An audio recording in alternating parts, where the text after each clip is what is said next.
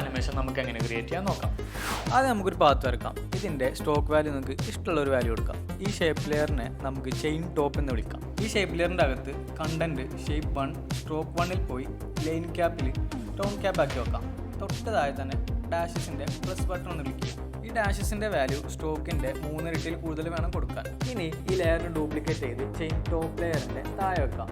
ഇതിനെ chain bottom എന്ന് rename ചെയ്യും. ദെൻ ചെയിൻ ബോട്ടം ലെയറിൻ്റെ സ്റ്റോക്ക് വാല്യൂ ചെയിൻ ടോപ്പിൻ്റെ 3 ഇരട്ടി കൊടുക്കാം. നമുക്ക് ചെയിൻ ടോപ്പ് ലെയറിനെ ഒന്നുകൂടെ ഡ്യൂപ്ലിക്കേറ്റ് ചെയ്ത് അതിനെ മാറ്റ് എന്ന് വിളിക്കാം. ഇനി ഈ മാറ്റ് ലെയറിനെ ചെയിൻ ബോട്ടം ലെയറിൻ്റെ മുകളിൽ വെച്ച് ഇതിൻ്റെ ട്രാക്ക് മാറ്റ് ഓപ്ഷൻ ആൽഫ ഇൻവേർട്ട് മാറ്റ് ആക്കി കൊടുക്കാം. വീണ്ടും ചെയിൻ ടോപ്പ് ലെയറിൻ്റെ ഡാഷസിൽ പോയി ഓഫ്സെറ്റ് വാല്യൂ ഡാഷ് വാല്യൂ തന്നെ കൊടുക്കാം. ഡൺ. അപ്പോൾ നമ്മുടെ ചെയിൻ റെഡിയായി. ഇനി നമുക്ക് ചെയിൻ ട്രിഗ് ചെയ്യാനായി 3 ലെയേഴ്സും സെലക്ട് ചെയ്ത് സെർച്ച് ബാറിൽ പാത്ത് എന്ന് സെർച്ച് ചെയ്യാം. എന്നിട്ട് മാറ്റിലെയും ചെയിൻ ബോട്ടത്തിലെയും പാത്ത് ചെയിൻ ടോപ്പിൻ്റെ പാത്തിലേക്ക് പിക്ക് ചെയ്യാം. അതുപോലെ തന്നെ മാറ്റിൻ്റെ ഓഫ്സെറ്റിനെയും ചെയിൻ ടോപ്പിൻ്റെ ഡാഷസ് ഓഫ്സെറ്റിലേക്ക് പിക്ക് ചെയ്ത ശേഷം എക്സ്പ്രഷനിലേക്ക് മൈനസ് നിങ്ങളുടെ ഡാഷ് വാല്യൂ എത്രയാണോ അത് ആഡ് ചെയ്യുക.